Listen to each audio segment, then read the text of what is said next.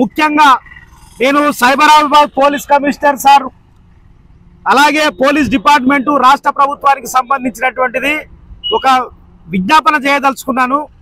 ముఖ్యంగా ఈ మధ్యలో సోషల్ మీడియాలో ఒక మతాన్ని కించపరుస్తూ ఇంకొక మతం మాట్లాడడం, ఆ మతానికి చెందినటువంటి వ్యక్తి మాట్లాడడం అనేటువంటిది చట్టరీత్యా నేరం। కానీ ఈరోజు సోషల్ మీడియాలో క్రిస్టియన్లని లక్ష్యంగా చేసుకొని, ముస్లింలను లక్ష్యంగా చేసుకొని హిందూ మత పిచ్చెక్కినటువంటి కొంతమంది అడ్డగోలుగా మాట్లాడుతున్నటువంటి పరిస్థితి ఉన్నది।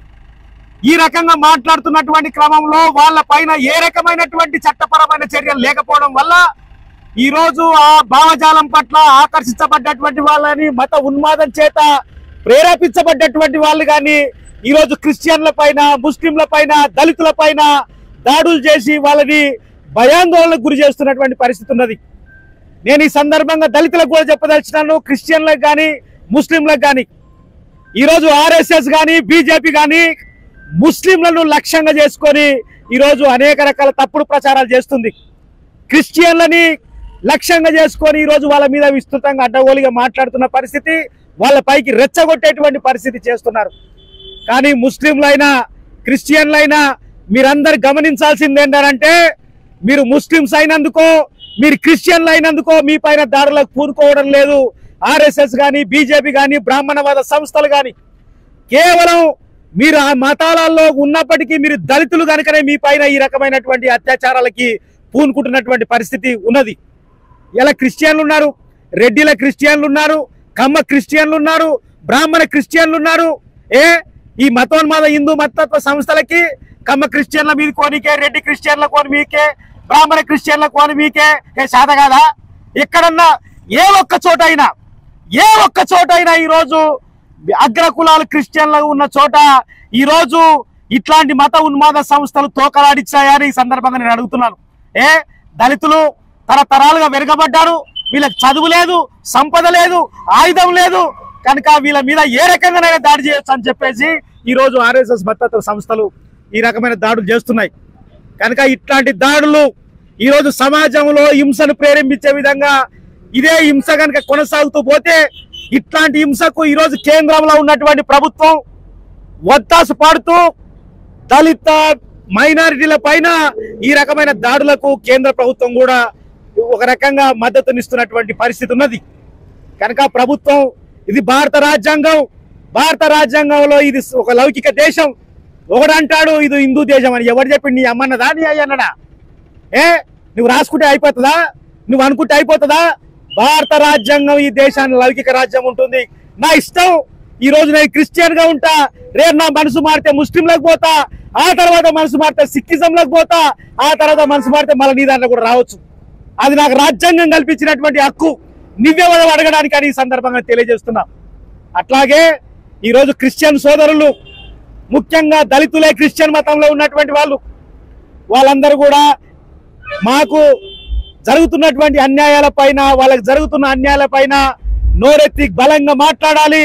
ఈరోజు సమాజంలో ఒక మాట చెప్తే ఇంకొక మాటతోటి విలువలేనటువంటి సమాజం ఏర్పడ్డది ఇప్పుడు। కనుక మీ పైన జరిగేటువంటి దాడులను ప్రతిఘటించాలి। అవతలి వైపు నుంచి ఎంత శక్తి వస్తే ఇటువైపు నుంచి కూడా అంతే శక్తి కనుక పనిచేస్తేనే ఈ సమాజంలో బతికేటువంటి పరిస్థితి వస్తున్నది। అందుకని భారత కమ్యూనిస్టు పార్టీ మార్క్సిస్ట్ గా ఎక్కడ అన్యాయం జరిగినా, దళితుల పైన దాడి జరిగినా, మైనార్టీల పైన దాడి జరిగినా, పేదల పైన దాడి జరిగినా ఎల్లవేళలా వాళ్ళకు అండగా ఉంటామని కూడా ఈ సందర్భంగా తెలియజేస్తున్నాం। ఇక్కడ దాడుల వెనకాల మరో పార్శ్వం కూడా ఉన్నది। ఈ శంకర్పల్లి మండలంలో దళితుల సంఖ్య చాలా పెద్ద ఎత్తున ఉన్నటువంటి మండలం ఇది। ఈ మండలంలో 1977 అసైన్మెంట్ చట్టం ప్రకారం దళితులకు వందలాది మందికి అసైన్ భూములు వచ్చాయి। కానీ ఈ ఏరియాలో అసైన్ భూములు ఇప్పుడు దాదాపుగా లేవు। ఈ భూములన్నీ రియల్టర్ల చేతుల్లోకి, ఈ రాష్ట్రాన్ని వెళ్ళినటువంటి రాజకీయ అధిపతుల చేతుల్లోకి, పెద్ద పెద్ద బిజినెస్ మ్యాన్ల చేతుల్లోకి ఈ అసైన్ ల్యాండ్లన్నీ వెళ్ళిపోయాయి। ఈ అసైన్ ల్యాండ్ల మీద ఈ రోజు దళితులకు చైతన్యవంతమయ్యి ఇవి మా భూములు కదా అని ప్రశ్నిస్తుంటే ఇగో ఈ రకమైనటువంటి వాళ్ళని ఎగేసి కూడా దళితుల పైన దాడులు చేస్తున్నటువంటి పరిస్థితి ఉన్నది।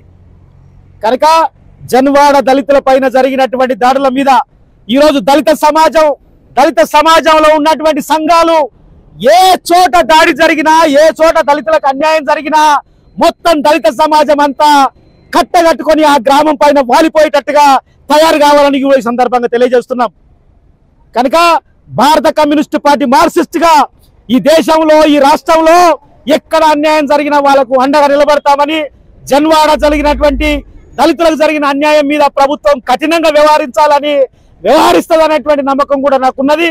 ముఖ్యంగా ఇక్కడ ఉన్నటువంటి పోలీసు అధికారులు చాలా సీరియస్ గా వ్యవహరించి ఎవరైతే దోషులు ఉన్నారో వాళ్ళ పైన కఠిన చర్యలు తీసుకోవాలని ఈ సందర్భంగా కోరుతా ఉన్నాం.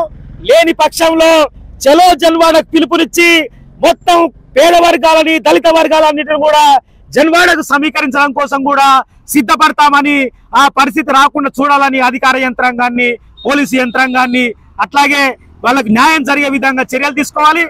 ఈరోజు ఎస్సీ ఎస్టీ కమిషన్ ఉన్నది. ఏం చేయనికూడదు ఎస్సీ ఎస్టీ కమిషన్? గడ్డి వీకని అనుకున్న నయమైన ఎస్సీ ఎస్టీ కమిషన్ జన్వాడలో దళితులు జరిగితే ఎస్సీ ఎస్టీ కమిషన్ ఏం బిక్తున్నాడా? వచ్చి జనాల్ని కలవాలి కదా. ఎస్సీ ఎస్టీ కమిషన్ ఏం చేయనికున్నది?